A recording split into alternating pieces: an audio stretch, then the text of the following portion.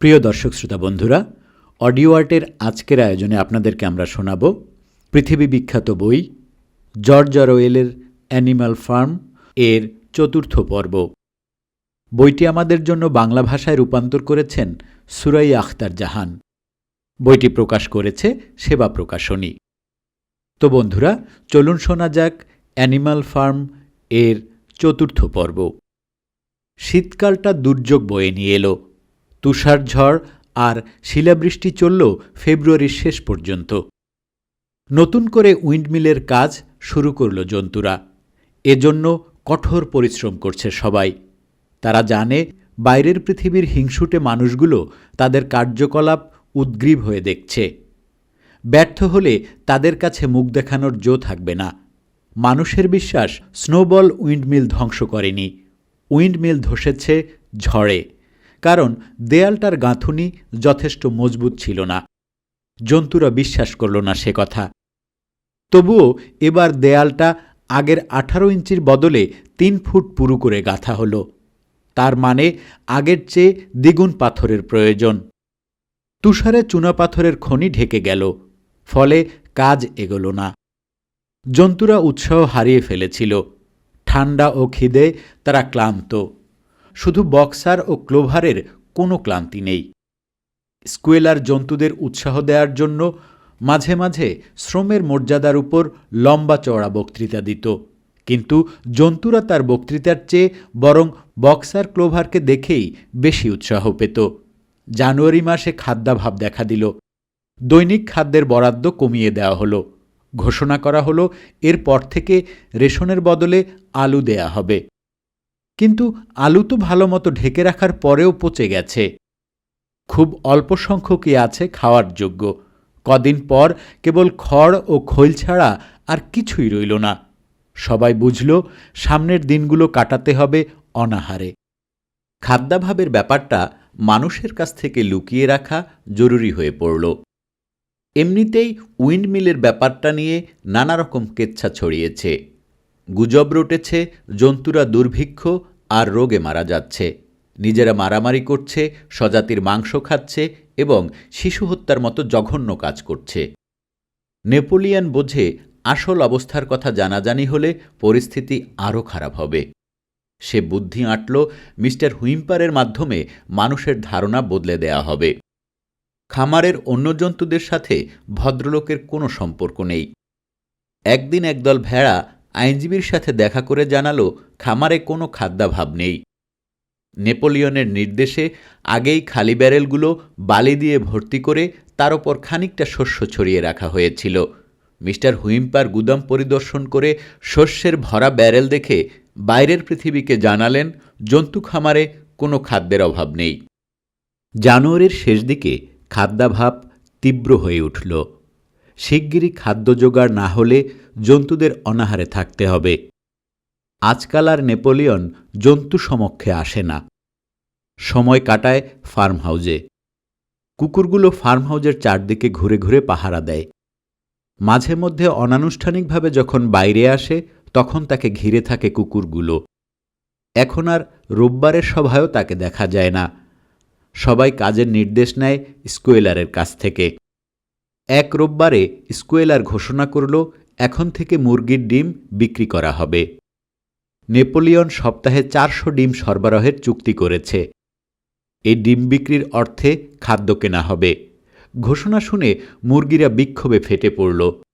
একথা তাদের আগেও জানানো হয়েছে, কিন্তু কেউ ভাবেনি সত্যি এর প্রয়োজন হবে।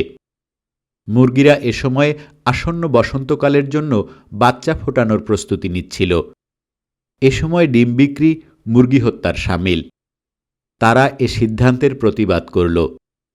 3টে কালো মুরগির নেতৃত্বে সংগঠিত হল তারা। জোনসের বিতাড়নের পর এই প্রথম বিদ্রোহ দেখা দিল জন্তু খামারে। মুরগিরা ছাদের ওপর উড়ে উড়ে ডিম পাড়তে শুরু করল। ছাদে পাড়ার সাথে সাথে ভেঙে যেত ডিমগুলো।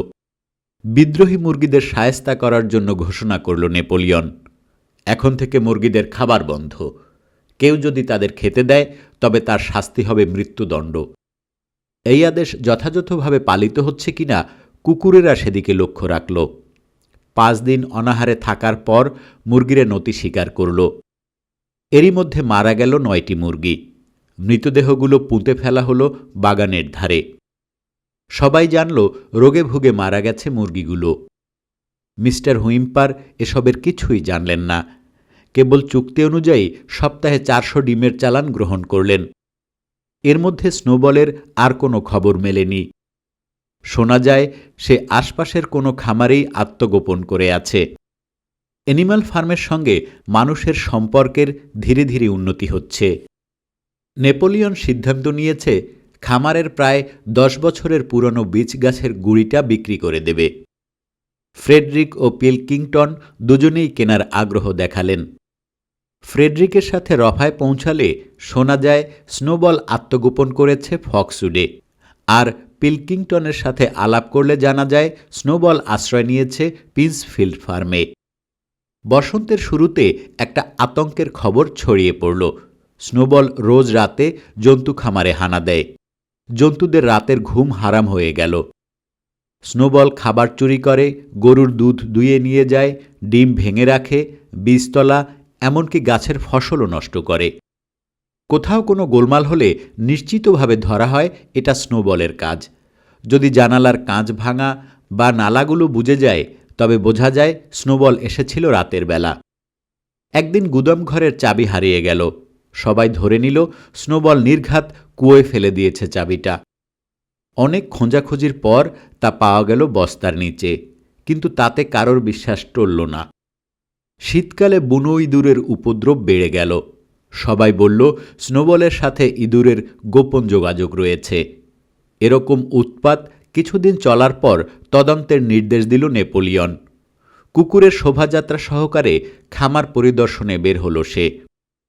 অন্যেরা একটু দূরত্ব রেখে তাকে অনুসরণ করল। মাটি শুঁকে শুঁকে স্নোবলের চিহ্ন খোঁজার চেষ্টা করল সবাই। সর্বত্রই খোঁজা হলো। বার্ন, গোয়াল, মুরগির খোঁয়ার, সবজির ক্ষেত, কিছুই বাদ গেল না। সব জায়গাতেই স্নোবলের উপস্থিতির নিদর্শন মিলল। খানিক পরপরই নেপোলিয়ন চিৎকার করে জানান দিচ্ছিল, স্নোবল এখানে এসেছিল, আমি তার গায়ের গন্ধ পাচ্ছি। প্রতিবার স্নোবলের নাম উচ্চারণের সাথে সাথে কুকুরগুলো রক্ত হিম করা গলায় ডেকে উঠল। জন্তুরা ভয়ে অস্থির। মনে হচ্ছিল স্নোবল বোধহয় বাতাসের সঙ্গে মিশে তাদের ঘিরে আছে। বিকেলে বার্নে সভা ডাকা হলো। স্কোয়েলারের থমথমে মুখ দেখে সবাই বুঝল কোনো খারাপ খবর আছে। বন্ধুরা, অস্থির ভঙ্গিতে লেজ নাড়ল স্কোয়েলার। একটা ভয়ঙ্কর কথা শোনা গেছে। স্নোবল মানুষের সাথে যোগ দিয়ে খামারটা আমাদের কাছ থেকে কিনে নেয়ার চক্রান্ত করছে। সে এখন ফ্রেডরিকের আশ্রয়ে আছে। আমরা জানতাম সে বিদ্রোহ করেছিল নিজের উচ্চাশা পূরণের জন্য। আসলে তা নয়। সে শুরু থেকেই জোনসের হয়ে কাজ করত। কিছু সদ্য আবিষ্কৃত গোপন দলিল থেকে এই তথ্য পাওয়া গেছে। আর গোশালার যুদ্ধে আমাদের পরাজয়ের দিকে ঠেলে দেবার ব্যাপারে তার ব্যর্থ চেষ্টার কথা তো আমাদের সবারই জানা। জন্তুরা একেবারেই বোকা বনে গেল। কথাগুলো তারা বিশ্বাস করতে পারল না। সবারই মনে আছে গোশালার যুদ্ধে স্নোবল বীরত্বের সঙ্গে লড়েছে। জোনসের গুলিতে সে আহতও হয়েছিল, কিন্তু তারপরেও পিছু হটেনি। কারোর মাথায় এলো না কি করে স্নোবল জোনসের পক্ষ নিয়েছিল। অল্পভাষী বক্সারও বোকা বনে গেল। পা মুড়ে চোখ বুজে খানিকক্ষণ চিন্তা করল। খানিকক্ষণ চিন্তা করে বলল, আমি এসব বিশ্বাস করি না। স্নোবল যুদ্ধে বীরের মতো লড়েছে। আমরা তাকে প্রথম শ্রেণীর জন্তুবীর উপাধিতে ভূষিত করেছিলাম, তাই না? পুরো ব্যাপারটা আমরা ভুল বুঝেছিলাম। গোপন দলিল থেকে জানা গেছে সে বরাবরই আমাদের বিপক্ষে ছিল। যুদ্ধে সে মারাত্মকভাবে আহত হয়েছিল, প্রতিবাদ করল বক্সার। সবাই দেখেছে তার পা থেকে রক্ত ঝরছিল। সেটাও তার পরিকল্পনার অংশ, চিৎকার করল স্কোয়েলার। জোনসের গুলি তার গায়ে কেবল আঁচড় কেটেছিল। সে নিজে গোপন দলিলে লিখেছে সব কথা। তোমরা চাইলে দলিলগুলো দেখতে পারো, অবশ্য যদি তোমরা পড়তে পারো। স্নোবলের পরিকল্পনা ছিল সঠিক মুহূর্তে শত্রুদের সংকেত দিয়ে নিজের গা বাঁচানো। সফলও হয়েছিল প্রায়, কিন্তু আমাদের নেতা কমরেড নেপোলিয়নের কারণে তার সব পরিকল্পনা ভেস্তে গেছে।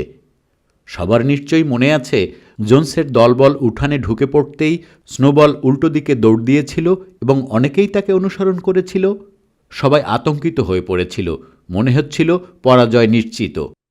এমন সময় কমরেড নেপোলিয়ন জোন্সের পা কামড়ে ধরে চিৎকার করে উঠেছিল, মানুষেরা ধ্বংস হোক বলে। তোমাদের তো সেসব কথা মনে থাকার কথা, লাফাতে লাফাতে বলল স্কুয়েলার। তার কথা শুনে জন্তুদের মনে হলো পুরো ঘটনাটা তাদের চোখের সামনে ভাসছে। মনে পড়ল সংকটময় পরিস্থিতিতে স্নোবল পালাতে চেষ্টা করেছিল, কেবল বক্সারের বিশ্বাস টলল না। স্নোবল শুরুতে মোটেই বিশ্বাসঘাতকতা করেনি, সে ঘোষণা করল। গোশালার যুদ্ধে তার ভূমিকা সত্যিই প্রশংসনীয় ছিল। আমাদের নেতা কমরেড নেপোলিয়ন ধীরে ধীরে টের পেয়েছেন স্নোবল শুরু থেকেই আমাদের বিপক্ষে ছিল, জানালো স্কুয়েলার। হয়তো, বলল বক্সার। কমরেড নেপোলিয়ন যখন বলেছেন তখন তাই সত্য। এটাই আসল সত্য। সবাই লক্ষ্য করল বক্সারের দিকে কুৎসিত দৃষ্টিতে তাকিয়ে আছে স্কুয়েলার। চলে যাবার আগে আবেগপূর্ণ গলায় সে বলল, আমি সবাইকে চোখ কান খোলা রাখতে অনুরোধ করছি। আমার ধারণা আমাদের ভেতরে স্নোবলের গুপ্তচর লুকিয়ে আছে। 4 দিন পর বার্নে সভা ডাকা হলো। সবাই উপস্থিত হবার পর গলায় মেডেল ঝুলিয়ে কুকুর পরিবেষ্টিত হয়ে এলো নেপোলিয়ন। সম্প্রতি নেপোলিয়ন নিজেকে প্রথম ও দ্বিতীয় শ্রেণীর জন্তুবীর উপাধিতে ভূষিত করেছে। পুরো সভা স্তব্ধ। নেপোলিয়নের উপস্থিতি প্রমাণ করে নির্ঘাত খারাপ কিছু ঘটেছে। সবাইকে দেখে দৃঢ় ভঙ্গিতে দাঁড়ালো নেপোলিয়ন। নাক দিয়ে অদ্ভুত শব্দ করল। সেই শব্দ শুনে কুকুরগুলো ছুটে গেল শুয়োরদের দিকে। 4টে শুয়োরের কান কামড়ে ধরে টেনে নিয়ে এলো নেপোলিয়নের সামনে। শুয়োরগুলোর কান থেকে রক্ত বের হতে লাগলো দরদর করে। গন্ধে যেন উন্মাদ হয়ে উঠল কুকুরেরা। সবাইকে চমকে দিয়ে এরপর তারা আক্রমণ করল বক্সারকে। আক্রমণ ঠেকাতে খুঁট দিয়ে একটা কুকুরকে মাটিতে ঠেসে ধরল বক্সার। বাকিগুলো ভয়ে লেজ গুটিয়ে পালিয়ে গেল। কুকুরটাকে মেরে ফেলবে না ছেড়ে দেবে নেপোলিয়নের কাছে জানতে চাইল সে। ছেড়ে দেওয়ার হুকুম দিল নেপোলিয়ন। ছাড়া পেয়ে চিৎকার করতে করতে পালিয়ে গেল কুকুরটা। ভয়ে কাঁপছিল শুয়োর 4টে। তাদের চোখে মুখে অপরাধী ভাব। এরা হলো সেই শুয়োর যারা ভোটাধিকার ফিরে পাবার জন্য দাবি তুলেছিল। তারা স্বীকার করল স্নোবলের সাথে তাদের গোপন যোগাযোগ আছে। তার আদেশেই তারা উইন্ডমিল ধ্বংস করেছে। অ্যানিম্যাল ফার্ম ফ্রেডরিকের হাতে তুলে দেবার পরিকল্পনাও তাদেরই ছিল। স্বীকারোক্তি শেষ হবার সঙ্গে সঙ্গে কুকুরগুলো ঝাঁপিয়ে পড়ল তাদের ওপর। দেহ থেকে শুয়োরের মস্তক আলাদা করে ফেলল। হিমগলায় জানতে চাইল নেপোলিয়ন, আর কেউ তাদের অপরাধ স্বীকার করতে চায় কিনা। ডিম বিদ্রোহের নেতৃত্বদানকারী 3 মুরগি এগিয়ে এলো। স্বীকার করল স্বপ্নে স্নোবল তাদের বিদ্রোহের নির্দেশ দিয়েছিল।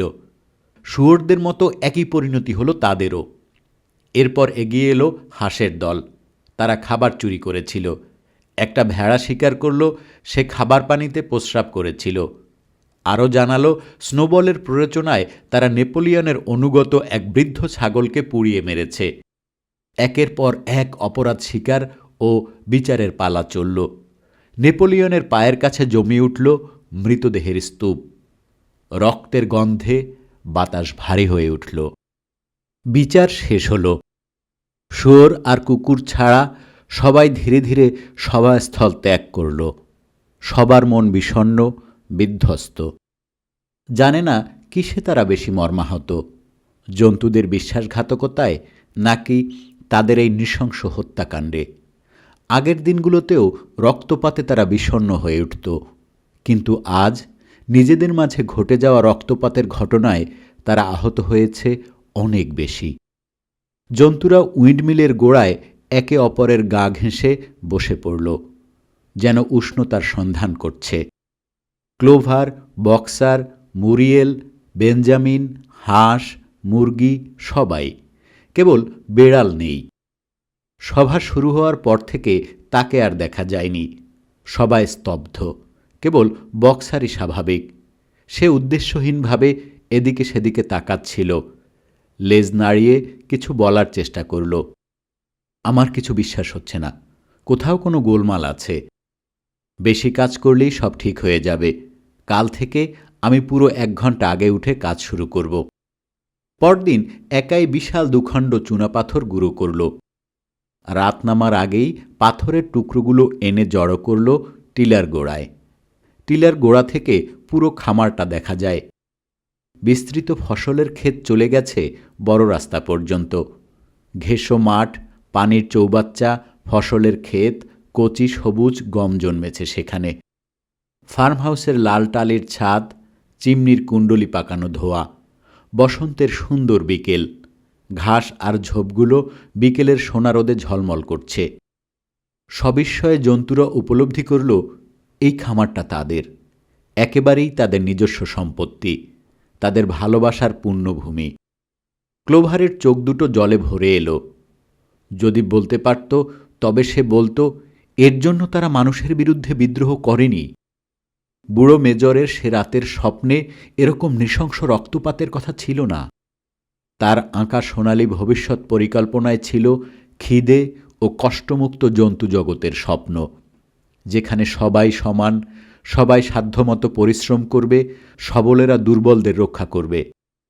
সেই রাতে সে যেমন দুপায়ের মাঝখানে অসহায় হাঁসের বাচ্চাদের জন্য আশ্রয় রচনা করেছিল, তেমনি নিরাপদ হবে তাদের এই জগৎ।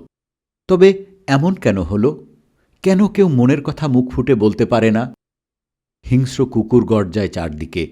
বন্ধুদের রক্তাক্ত দেহ মাটিতে লুটায়। তার নিজের মনে তো কখনো অবাধ্যতার চিহ্ন ছিল না। আর কোনো কথা বুঝুক বা নাই বুঝুক, একটা কথা সে খুব ভালোভাবে বোঝে, কোনোভাবেই আর জোন্সের যুগে ফেরা চলবে না। যাই ঘটুক না কেন, সে আগের মতোই বিশ্বস্ত থাকবে, নেপোলিয়নের সব নির্দেশ মেনে চলবে আর যথাসাধ্য পরিশ্রম করবে। এরপর বিশস অব ইংল্যান্ড গাইতে শুরু করল ক্লোভার। অন্য জন্তুরাও গলা মেলাল তার সঙ্গে, নিচু স্বরে, বিষণ্ণ সুরে। এই সুরে গানটা তারা আর কখনো গায়নি। গান গাওয়া শেষ হতেই 3টি কুকুরসহ হাজির হল স্কুয়েলার। অত্যন্ত জরুরি একটা কথা বলতে এসেছে সে। কমরেড নেপোলিয়ন এক বিশেষ আদেশ জারি করেছেন, আর তা হল আজ থেকে বিশস অব ইংল্যান্ড নিষিদ্ধ করা হয়েছে। জন্তুরা স্তব্ধ হয়ে গেল। কেন? আর্তনাদ করে উঠল মুরিয়েল। এ গানের আর কোনো প্রয়োজন নাই, কঠোর গলায় বলল স্কুয়েলার। এটা ছিল বিদ্রোহের গান। বিদ্রোহ শেষ হয়েছে বহুদিন আগে। বিশ্বাসঘাতকরাও নির্মূল হয়েছে। ভেতরের বাইরের সব শত্রুই শেষ। এ গান আমাদের ভবিষ্যতের যে স্বপ্ন দেখিয়েছিল, সেই স্বপ্ন আজ সফল। তাই এ গানের আর কোনো প্রয়োজন নেই। ভয় পাওয়া সত্ত্বেও কেউ কেউ প্রতিবাদ করতে চেয়েছিল, কিন্তু স্কুয়েলারের বক্তব্য শেষ হওয়ার সঙ্গে সঙ্গে ভেড়াগুলো ভ্যাভা করে উঠল, 4 পেয়েরা বন্ধু, 2 পেয়েরা শত্রু। বেশ কিছুক্ষণ চলল তাদের চিৎকার। ততক্ষণে জন্তুরা প্রতিবাদের ভাষা হারিয়ে ফেলেছে। বিশস অব ইংল্যান্ড এরপর আর কখনো শোনা যায়নি। প্রতি রোববার এর বদলে কবি মিনিমাস রচিত একটা গান গাওয়া হতো। গানটা এরকম: animal farm, never throw me, shalt thou come two harm. কিন্তু কেন যেন এই গান বিশস অব ইংল্যান্ডের মতো জন্তুদের হৃদয়ে ঝংকার তোলে না। কয়েকদিন পর নিষ্ঠুর হত্যাকাণ্ডের ধকল যখন কাটিয়ে ওঠা গেল, জন্তুদের কারোর কারোর মনে পড়ল জন্তু মতবাদের 6 নম্বর নীতিটা ছিল জন্তুরা একে অপরকে হত্যা করতে পারবে না। যদিও শুয়োর কুকুরদের ভয়ে কেউ মুখ খুলতে সাহস পেল না, তবুও তাদের মনে হতে লাগল কয়েকদিন আগের হত্যাকাণ্ডের সঙ্গে এই নীতি মেলে না। ক্লোভার বেনজিয়ামকে 6 নম্বর নীতিটা পড়ে শোনাতে অনুরোধ করল। বেঞ্জামিন পড়তে অস্বীকার করায় সে ধরল মুরিয়েলকে। মুরিয়েল দেয়ালের লেখাটা পড়ে শোনাল। সেখানে উজ্জ্বল অক্ষরে লেখা আছে, জন্তুরা একে অপরকে বিনা কারণে হত্যা করতে পারবে না। কেন যেন তাদের বিনা কারণে কথাটা মনে ছিল না। সবাই স্বস্তি পেল, নিয়ম লঙ্ঘিত হয়নি। স্নোবলের সঙ্গে যোগ দেওয়ার উপযুক্ত শাস্তি পেয়েছে অভিযুক্তরা। গত বছরের চেয়ে বেশি পরিশ্রম করল জন্তুরা। আবার উইন্ডমিল বানালো, সেই সঙ্গে খামারের নিয়মিত কাজগুলো করা। সব মিলিয়ে খুবই খাটনি গেল। মাঝে মাঝে জন্তুদের মনে হয় এখন তারা আগের চেয়ে অনেক বেশি কাজ করে। কিন্তু খেতে পায় জোন্সের সময়ের মতো।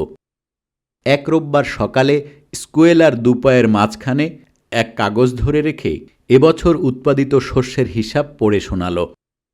তার হিসেবে খাদ্য উৎপাদন আগের চেয়ে 100, 200, 300 এমনকি কোনো কোনো ক্ষেত্রে 500 গুণ পর্যন্ত বেড়েছে।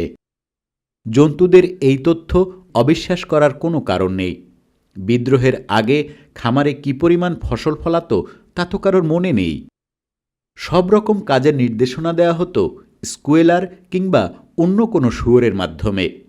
নেপোলিয়ন মাসে 2-1 বার জন্তু সম্মুখে আসে। যখন আসে তাকে ঘিরে রাখে কুকুরগুলো।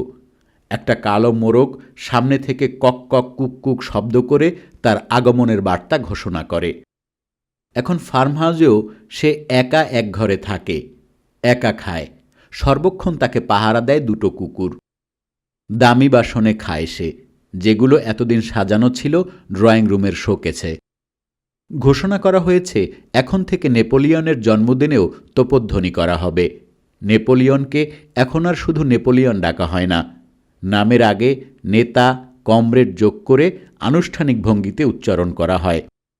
এছাড়া শুয়োরেরা আরও কিছু বিশেষণ ব্যবহার করে, যেমন মানবতার শত্রু, ভেড়াদের ত্রাণকর্তা, হাঁসেদের বন্ধু। স্কুয়েলার বক্তৃতা দেবার সময় চোখের পানিতে বুক ভাসিয়ে নেপোলিয়নের উদার হৃদয় জন্তুদের প্রতি তার ভালোবাসার কথা বর্ণনা করে। প্রতিটি সাফল্যের পেছনে নেপোলিয়নের অবদানের কথা স্বীকার করে সবাই। মুরগিরা বলে, কমরেড নেপোলিয়নের আশীর্বাদে আমরা 6 দিনে 5টা ডিম পেড়েছি। গাভীরা চৌবাচ্চার পানি খেয়ে বলে, কমরেড নেপোলিয়নের যোগ্য নেতৃত্বের জন্যই পানি এত মিষ্টি। জন্তুদের অনুভূতির কথা শুয়োর কবি মিনিমাস তার রচিত কমরেড নেপোলিয়ন কবিতায় তুলে ধরেছে। কবিতাটা বার্নের দেয়ালে 7 নীতিমালার পাশে বড় অক্ষর দিয়ে লিখে রাখা হলো। তার ওপর আঁকা হলো সাদা রঙের নেপোলিয়নের ছবি। আঁকল স্কুয়েলার। ওদিকে মিস্টার হুইম্পারের মধ্যস্থতায় ফ্রেডরিক ও পিলকিংটনের সঙ্গে জটিল আলোচনা চালাচ্ছে নেপোলিয়ন। গাছের গুঁড়িটা এখনও বিক্রি হয়নি। মিস্টার ফ্রেডরিকই কিনতে বেশি আগ্রহী, কিন্তু দাম বলছেন কম। এ সময় গুজব রটে গেল মিস্টার ফ্রেডরিক জন্তু খামার আক্রমণের ফন্দি আঁটছেন। তিনি নাকি উইন্ডমিলের ধ্বংস দেখতে চান। আরও জানা গেল স্নোবল তার আশ্রয়ই রয়েছে। গ্রীষ্মের মাঝামাঝি সময়ে নেপোলিয়নকে হত্যার নতুন এক ষড়যন্ত্র উদ্ঘাটিত হল। 3টে মুরগি এই ষড়যন্ত্রের দায়িত্ব স্বীকার করল। তৎক্ষণাৎ তাদের মৃত্যুদণ্ড কার্যকর করা হল। নেপোলিয়নের নিরাপত্তা ব্যবস্থা আবার ঢেলে সাজানো হল। রাতের বেলা তাকে এখন পাহারা দেয় 4টে কুকুর, আর শুয়োর পিঙ্কি তার খাবারে বিষ মেশানো হয়েছে কিনা তা পরীক্ষা করে। কিছুদিন পর সবাই শুনল মিস্টার পিলকিংটনের কাছে গুঁড়িটি বিক্রি করার সিদ্ধান্ত নেওয়া হয়েছে। মিস্টার হুইম্পারের মাধ্যমে সব আলোচনা চললেও নেপোলিয়ন ও মিস্টার পিলকিংটনের মধ্যে প্রায় বন্ধুত্বের সম্পর্ক গড়ে উঠল। মানুষ হিসেবে সে মিস্টার পিলকিংটনকে অবিশ্বাস করত, কিন্তু মিস্টার ফ্রেডরিককে করত রীতিমতো ঘৃণা। গ্রীষ্মকাল বয়ে চলল। উইন্ডমিলের কাজও প্রায় শেষের দিকে। জন্তুখামার আক্রমণের গুজবটা দিনে দিনে আরও জোরালো হচ্ছে। শোনা যাচ্ছে ফ্রেডরিক 20 জন লোক আর 6টা বন্দুক নিয়ে আক্রমণের প্রস্তুতি নিচ্ছে। পুলিশ ও স্থানীয় ম্যাজিস্ট্রেটকে ঘুষ দিয়ে হাত করা হয়েছে, যাতে সে জন্তুখামার আক্রমণ করলেও তারা কোনো ব্যবস্থা না নেয়। আরও শোনা গেল নিজ খামারের জন্তুদের ওপর নিষ্ঠুর নির্যাতন চালাচ্ছে সে। একটা ঘোড়াকে মেরে ফেলেছে, 2টো গরুকে না খাইয়ে রেখেছে, একটা কুকুরকে আগুনে পুড়িয়ে মেরেছে। বিকেলে মোরগের পায়ে ছুরি বেঁধে দিয়ে মোরগ লড়াইয়ের আয়োজন করছে। স্বজাতির উপর এমন অত্যাচারের খবর শুনে জন্তুদের রক্ত টগবগিয়ে উঠত। তারা পিন্সফিল্ডে আক্রমণ করে জন্তুদের দস্যুমুক্ত করার জন্য নেপোলিয়নের অনুমতি চাইল, কিন্তু স্কুয়েলার তাদের ধৈর্য ধারণ করার উপদেশ দিল। দিনে দিনে ফ্রেডরিকের বিরুদ্ধে বিদ্বেষ বাড়তেই লাগল। যেসব কবুতর বিদ্রোহের বার্তা নিয়ে পিন্সফিল্ডে যেত তাদের সেখানে বসতে নিষেধ করা হলো। মানুষের মৃত্যু হোক স্লোগান বদলে করা হলো ফ্রেডরিকের মৃত্যু হোক। গ্রীষ্মের শেষ দিকে স্নোবলের আরেকটা ষড়যন্ত্র ধরা পড়ল। গমের ক্ষেতে অজস্র আগাছা জন্মেছে। তদন্ত করে জানা গেল রাতের বেলা স্নোবল গমের বীজের সাথে আগাছার বীজ মিশিয়ে রেখে গেছে। রাজহাঁস এই কাজে জড়িত থাকার কথা স্বীকার করে আত্মহত্যা করল। সবাই এখন বিশ্বাস করে স্নোবল কখনো বীর উপাধি পায়নি। এটা একটা ভুয়া খবর। সম্ভবত স্নোবল নিজেই রটিয়েছিল। যদ্দূর বোঝা গেছে যুদ্ধের সময় সে কাপুরুষতার পরিচয় দিয়েছে। কিন্তু কেউ কেউ এ খবরে এখনও অবিশ্বাস পোষণ করে। স্কুয়েলারের মতে তাদের আসলে সব কথা মনে নেই। শরতের ফসল ঘরে তোলার আগেই উইন্ড মিলের কাজ শেষ হল। সব যন্ত্রপাতি অবশ্য জোগাড় হয়নি তখনও। মিস্টার হুইম্পার সেগুলো বাজার থেকে সংগ্রহ করার চেষ্টা করছেন। বাকি সব কাজ মোটামুটি শেষ হয়েছে। প্রতিপলে সমস্যা, অনভিজ্ঞতা, স্নোবলের ষড়যন্ত্র সত্ত্বেও সুষ্ঠুভাবেই সম্পন্ন হল সব। উইন্ডমিলের চারধারে ঘুরে ঘুরে জন্তুরা নিজেদের কাজ দেখে নিজেরাই মুগ্ধ। তাদের মতে প্রথমবারের চেয়ে এবারেরটা বেশি সুন্দর হয়েছে, আর দেয়ালটা গাঁথা হয়েছে দ্বিগুণ পুরু করে। ঝড় কিংবা বিস্ফোরক সহজে এর কোনো ক্ষতি করতে পারবে না। আগের দিনের কথা মাঝে মাঝে ভাবে জন্তুরা। উইন্ডমিল গড়তে তারা কত কষ্ট করেছে, কতবার নিরাশ হয়ে হাল ছেড়ে দিয়েছে। আর এখন এই উইন্ডমিলের পাখা ঘুরবে, ডায়নামো চলবে, খামারের আলো জ্বলবে, ভাবতেই এতদিনের ক্লান্তি কোথায় উবে গেল। বুনো উল্লাসে উইন্ডমিল ঘুরে নাচতে শুরু করল সবাই। নেপোলিয়ন ও কুকুর শোভাযাত্রা সহকারে সেই উল্লাসে যোগ দিল। এরকম একটা মহৎ কাজ সুষ্ঠুভাবে সম্পন্ন করার জন্য সবাইকে ধন্যবাদ ও অভিনন্দন জানালো সে। স্কুয়েলার ঘোষণা করল উইন্ডমিলের নামকরণ করা হবে নেপোলিয়ন মিল। দুদিন পর বার্নে সভা ডাকা হল। জন্তুরা বিস্ময়ে বোবা হয়ে শুনল নেপোলিয়ন ফ্রেডরিকের কাছে গুড়িটি বিক্রির সিদ্ধান্ত নিয়েছে। পরের দিন ফ্রেডরিকের লোকজন এসে গুড়িটা নিয়ে যাবে। আগাগোড়া পিলকিংটনের সঙ্গে সুসম্পর্ক বজায় রাখলেও ফ্রেডরিকের কাছেই গুড়িটা বিক্রির সিদ্ধান্ত নিয়েছে সে। ফক্সউডের সঙ্গে সব সম্পর্কের ইতি ঘটল। পিলকিংটনের কাছে অপমানজনক বার্তা পাঠানো হলো। কবুতরদের নিষেধ করা হলো ফক্সউডের দিকে যেতে। স্লোগানটা বদলানো হলো আবারও। এবারের স্লোগান পিলকিংটনের মৃত্যু হোক। নেপোলিয়ন জন্তুদের আশ্বস্ত করল ফ্রেডরিকের আক্রমণের খবর ঠিক নয়, আর জন্তুদের ওপর তার অত্যাচারের খবরও ভুয়া। এতদিনে জানা গেল আসলে পিন্সফিল্ডে নয়, স্নোবল লুকিয়ে আছে ফক্সউডে। সেখানে পিলকিংটন তাকে সুখেই রেখেছে। শুয়োরেরা নেপোলিয়নের বুদ্ধিমত্তায় বিস্মিত। পিলকিংটনের সঙ্গে বন্ধুত্বের ভান করে সে ফ্রেডরিককে গাছের গুঁড়ির দাম 12 পাউন্ডে তুলতে বাধ্য করেছে। কিন্তু স্কুয়েলারের মতে তার বুদ্ধিমত্তার সবচেয়ে বড় নিদর্শন হল সে দেখিয়েছে কাউকে বিশ্বাস করতে নেই। সে এমনকি ফ্রেডরিককেও বিশ্বাস করে না। ফ্রেডরিক দাম পরিশোধ করতে চেয়েছিল চেক নামক এক প্রকার কাগজে। তাতে কেবল টাকার সংখ্যা লেখা থাকে। কিন্তু নেপোলিয়নের বুদ্ধির সঙ্গে সে পেরে ওঠেনি। নেপোলিয়ন নগদ টাকা দাবি করল গুড়িটি সরবরাহের আগে। এই টাকায় উইন্ডমিলের যন্ত্রপাতি কেনা হবে। ফ্রেডরিকের লোকজন গাছের গুঁড়ি নিয়ে যাবার পর আরেকটা সভা ডাকা হলো, জন্তুদের নগদ টাকা দেখার সুযোগ করে দিতে। নেপোলিয়ন জন্তুসুলভ বেসনে সজ্জিত হয়ে বুকে পদক লাগিয়ে খড়ের বিছানায় শুয়ে আছে। পাশেই চীনামাটির প্লেটে রাখা টাকা। জন্তুরা সার বেঁধে একে একে টাকা দেখল। বক্সার টাকার কাছে নাক নিয়ে নিঃশ্বাস ছাড়ল। হালকা পাতলা সাদা রঙের জিনিসটা তার নিঃশ্বাসের হাওয়ায় নড়ে উঠল। 3 দিন পর জানা গেল মহা সর্বনাশ হয়ে গেছে। মিস্টার হুইম্পার ফ্যাকাশে মুখে ফার্ম হাউসে ঢুকলেন। এর কয়েক মুহূর্ত পরেই নেপোলিয়নের ঘর থেকে আর্তনাদ শোনা গেল। পুরো খামারে দাবানলের মতো ছড়িয়ে পড়ল খবরটা। ফ্রেডরিকের দেয়া টাকাগুলো জাল। সে জাল টাকা দিয়ে গাছের গুঁড়ি নিয়ে গেছে। তৎক্ষণাৎ এক জরুরি সভা ডেকে ফ্রেডরিকের মৃত্যুদণ্ড ঘোষণা করল নেপোলিয়ন। ধরতে পারলে তাকে জ্যান্ত সেদ্ধ করা হবে। এবং আরও একবার সবাই শুনল ফ্রেডরিক খামারে আক্রমণেরও সিদ্ধান্ত নিয়েছে। খামারের চারদিকের নিরাপত্তা ব্যবস্থা মজবুত করা হলো। 4টে কবুতর পিলকিংটনের কাছে গেল বন্ধুত্বের বার্তা নিয়ে। বার্তায় আশা প্রকাশ করা হলো 2 খামারের মধ্যে পুনরায় বন্ধুত্বের সম্পর্ক গড়ে উঠবে। পরদিন সকালে সত্যি সত্যি আক্রমণ এলো। তখন জন্তুরা নাস্তা করছে। কবুতরেরা খবর নিয়ে এলো ফ্রেডরিকের লোকজন সদর দরজা দিয়ে খামারে ঢোকার চেষ্টা করছে।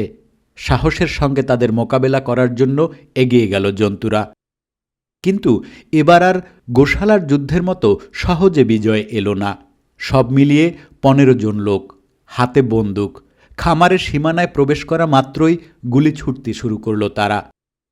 তুমুল গুলির মুখে টিকতে না পেরে জন্তুরা নেপোলিয়ন ও বক্সারের ভরসায় পিছু হটল।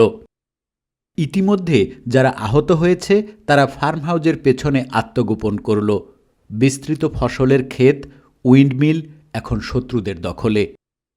দেখে শুনে মনে হচ্ছে তাদের পরাজয় সুনিশ্চিত। নেপোলিয়ন পিছনে এসে আশার দৃষ্টিতে তাকালো ফক্সউডের দিকে।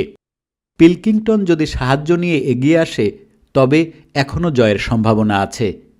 সেই মুহূর্তে ফিরে এলো কবুতরেরা। তারা পিলকিংটনের কাছ থেকে বার্তা বয়ে নিয়ে এসেছে। তাতে লেখা, আমরা তোমাদের পাশে আছি।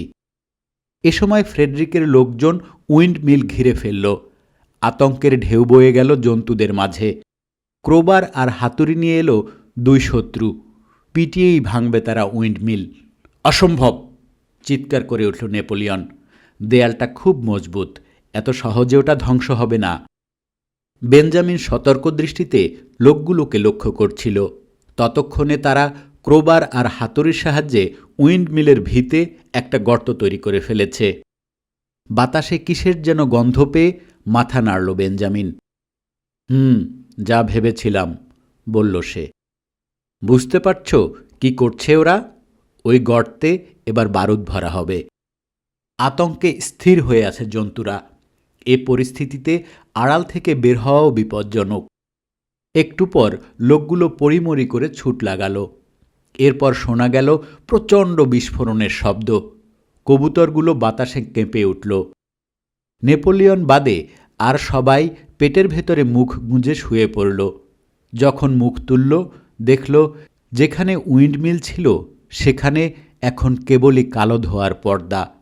ধীর বাতাসে সে পর্দা একসময় সরে গেল, কিন্তু উইন্ডমিলটিকে আর দেখা গেল না। এই দৃশ্য দেখে জন্তুরা সাহস ফিরে পেল। একটু আগের আতঙ্ক নিমিষে উধাও হয়ে গেল। প্রতিশোধ স্পৃহা জেগে উঠল সবার মনে। কারোর নির্দেশের অপেক্ষা না করে একযোগে শত্রুদের আক্রমণ করতে ছুটল সবাই। লড়াইটা হলো জান্তব। জন্তুরা মানুষের কাছাকাছি আসতেই তারা আবার গুলি চালালো। একটা গরু, 3টে ভেড়া আর 3টে হাঁস মারা গেল গুলিতে।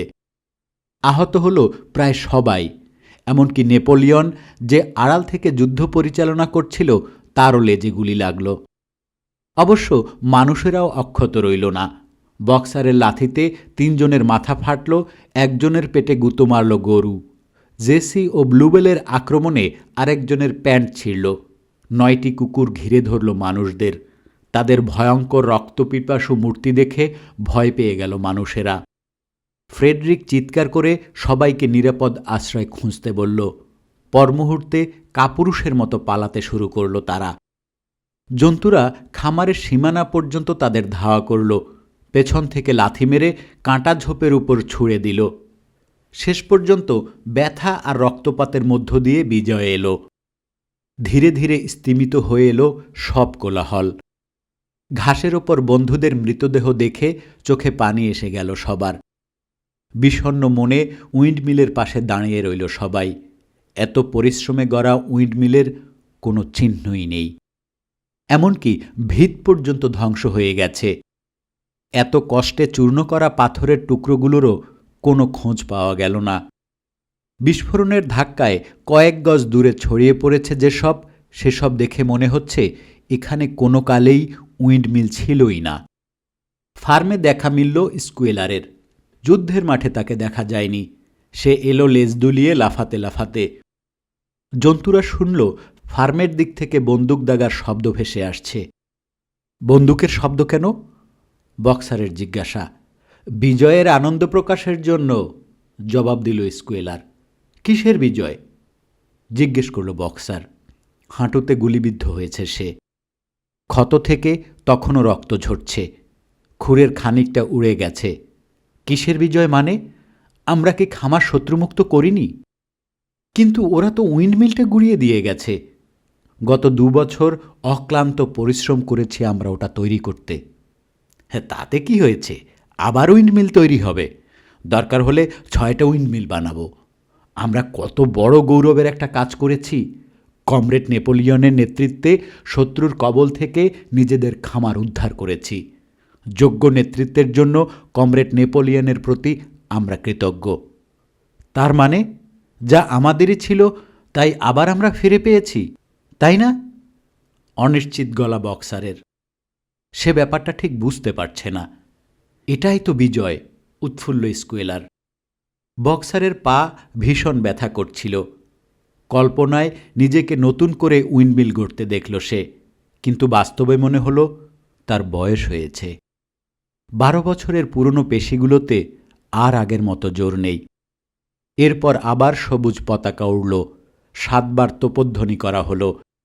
বীরত্বের সঙ্গে যুদ্ধ করার জন্য জন্তুদের অভিনন্দন জানালেন নেপোলিয়ন।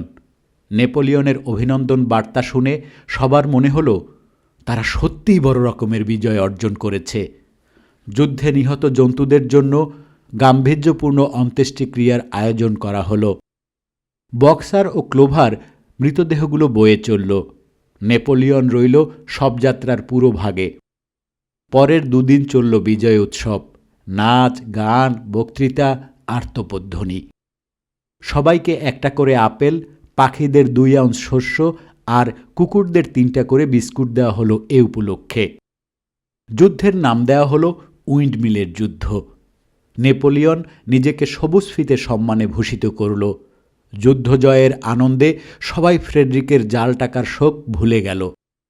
ফার্মহাউসের সেলারে 1 কেস হুইস্কি খুঁজে পেল শুয়োরেরা। এতদিন এসবের খোঁজ মেলেনি। সে রাতে ফার্মহাউসে হইচই আর বেসুরো গলার গান শোনা গেল। সবাই খুব অবাক হয়ে শুনল নিষিদ্ধ বিটস অব ইংল্যান্ডের সুর ভেসে আসছে। রাত 9:30টায় নেপোলিয়নকে দেখা গেল পেছনের দরজায়।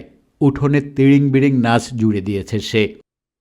কিন্তু পরদিন সকালে ফার্মহাউসে কারো সাড়া পাওয়া গেল না, কোনো শুয়োরের দেখা মিলল না। বেলা 9টার দিকে বের হলো স্কুয়েলার, ধীরে ধীরে, টলতে টলতে। তার চোখ ঢুলু ঢুলু, লেজ ঝুলছে আলগাভাবে। দেখে মনে হচ্ছে বড় রকমের অসুখ করেছে। একটা মর্মান্তিক দুঃসংবাদ দিল সে। Comrade Napoleon মৃত্যুশয্যায়। কান্নার রোল পড়ে গেল জন্তুদের মাঝে। অশ্রু ভেজা চোখে একে অপরকে জিজ্ঞেস করল, নেতা চলে গেলে তাদের কি হবে? শোনা গেল স্নোবল নেপোলিয়নের খাবারে বিষ মিশিয়ে দিয়েছে। বেলা 11টায় নতুন ঘোষণা নিয়ে জন্তু সম্মুখে উপস্থিত হল স্কুয়েলার। কমরেড নেপোলিয়নের শেষ নির্দেশ, মদ পানের একমাত্র শাস্তি মৃত্যুদণ্ড। বিকেলের দিকে নেপোলিয়নের অবস্থার খানিকটা উন্নতি হল। পরদিন সকালে স্কুয়েলার জানালো কমরেড নেপোলিয়ন আশঙ্কামুক্ত, তিনি দ্রুত সেরে উঠছেন। বিকেলের মধ্যেই নেপোলিয়ন কাজে যোগদান করল। কাজে যোগদানের পরপরই মিস্টার হুইম্পারকে মদ তৈরির প্রক্রিয়া ও বিশুদ্ধকরণ বইটি কেনার নির্দেশ দিল। 1 সপ্তাহ পর ঘোষণা হল অবসরপ্রাপ্ত জন্তুদের জন্য বরাদ্দকৃত চারণভূমিতে বার্লির চাষ করা হবে। এরই মাঝে অদ্ভুত কিছু ঘটনা ঘটল, যার অর্থ বুঝল না কেউই। মাঝরাতে উঠোনে বেশ গোলমাল শোনা গেল। বিছানা ছেড়ে জন্তুরা উঠোনে জড়ো হল। সেদিন ছিল জ্যোৎস্না রাত। বার্নের দেয়ালে যেখানে নীতিগুলো লেখা ছিল তার নিচে 2 টুকরো হয়ে পড়ে আছে মই। মাটিতে হাত পা ছড়িয়ে অজ্ঞান স্কুয়েলার। পাশে উল্টে আছে লণ্ঠন, রঙের ব্রাশ, গড়াগড়ি খাচ্ছে রঙের টিন। কুকুরগুলো দ্রুত ঘিরে ফেলল স্কুয়েলারকে। জ্ঞান ফিরে পাওয়ার পর তাকে পাহারা দিয়ে ফার্মহাউসে নিয়ে যাওয়া হলো। কি হয়েছে কেউ বুঝল না, শুধু বেঞ্জামিন নীরবে মাথা ঝাঁকাল। কদিন পর নীতিগুলো পড়তে গিয়ে মুরিয়েল দেখল সবাই ৫ নম্বর নীতির খানিকটা ভুলে গেছে। তাদের ধারণা নীতিটা ছিল কোনো জন্তু মদ স্পর্শ করবে না, অথচ এখন সেখানে লেখা কোনো জন্তু অতিরিক্ত মদ পান করবে না। বন্ধুরা, শুনলেন জর্জ অরওয়েলের অ্যানিম্যাল ফার্ম এর ৪র্থ পর্ব। সঙ্গেই থাকুন আমাদের পরবর্তী পর্বের জন্য। সবাই ভালো থাকুন, সুস্থ থাকুন। আজকের মতো শুভ বিদায়।